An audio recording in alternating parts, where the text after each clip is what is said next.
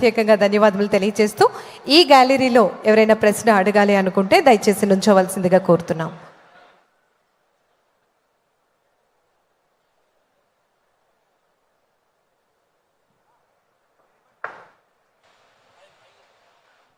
ఆ అమ్మాయి నిలబడింది, ఆవిడకి మైక్ ఏంటమ్మా.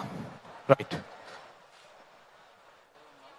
నమస్తే సార్, నా పేరు జంధ్యాల అంజని, మాది ప్రకాశం జిల్లా నాగులుప్పల్పాడు మండలం తిమ్మసముద్రం గ్రామం సార్.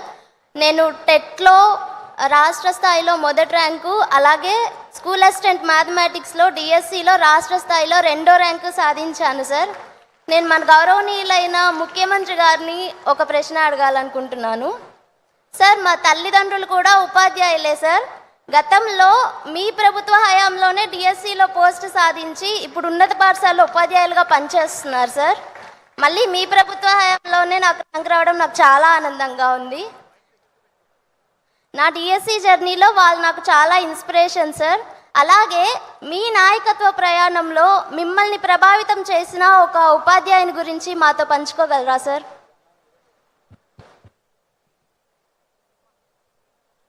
కొన్ని సంఘటనలు ఉంటాయి మా జీవితాల్లో. నేను ఎస్వి యూనివర్సిటీలో చదివాను. ఎకనామిక్స్ డిపార్ట్మెంట్లో ఎంఏ చేశాను.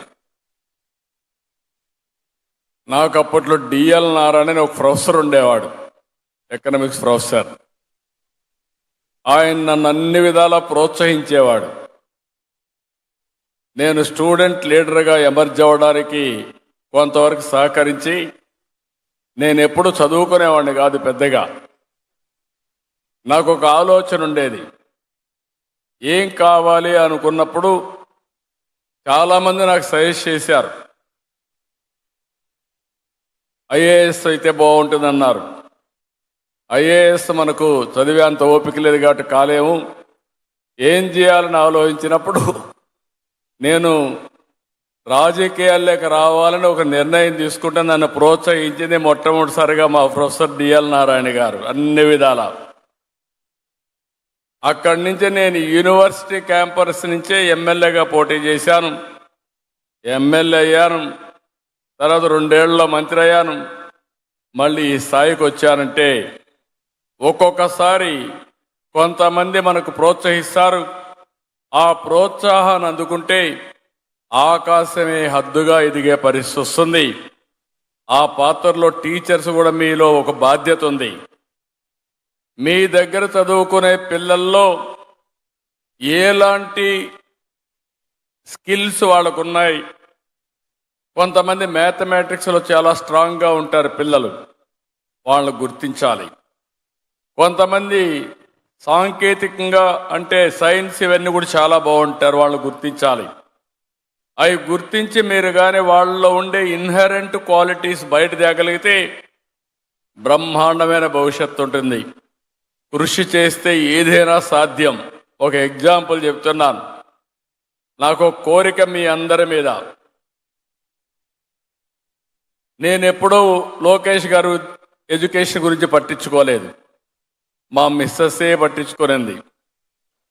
కడాన ఈయన స్టాన్ఫోర్డ్కి పోవడానికి, బ్రహ్మణి కూడా స్టాన్ఫోర్డ్ పోవడానికి మా మిస్సెస్సే కారణం. అప్పుడప్పుడు నా వెనకానబడి నువ్వు కూడా కొంచెం శ్రద్ధ పెట్టు, అక్కడ వెరిఫై చేసి చెప్పంటే కొద్దిగా ప్రయత్నం చేస్తే ఈరోజు ఒక కుటుంబంలో 2 కూడా స్టాన్ఫోర్డ్ చదువుకొని వచ్చారు. నేను ఇక్కడుండే టీచర్స్ అందరినీ ఒకటే కోరుతున్నా, నాకు ఒక కళ, నా ఆశయం, ఆంధ్రప్రదేశ్లో ఉండే యువత మొత్తం ప్రపంచంలో జరిగే మార్పులకు అనుగుణంగా వీళ్ళు విద్య అభ్యసించాల్సిన అవసరం ఉంది. ఈరోజు ఒక్కటే కాదు, నేను ఎవ్వరూ ఊహించినప్పుడు ఐటీ గురించి మాట్లాడాను. ఈరోజు మీ అందరితో నేను చెప్పేది నాలెడ్జ్ గురించి మాట్లాడుతున్నా.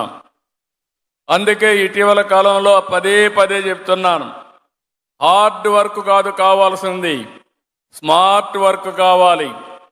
టీచర్లు కూడా మీరు గుర్తుపెట్టుకోవాలి, సున్నితంగా మీ పిల్లల మనోభావాల ప్రకారం మీరు టీచ్ చేయగలిగితే బ్రహ్మాండమైన ఫలితాలు వస్తాయి.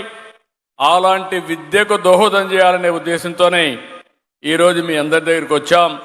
నేను మళ్ళీ కోరుతున్నా, ఆంధ్రప్రదేశ్ యువత ప్రపంచంలో నెంబర్ 1 కావాలంటే ఆ శక్తి మీలో ఉంది.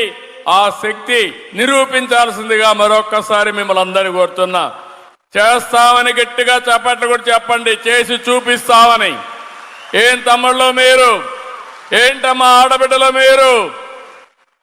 మీరు వెరీ గుడ్.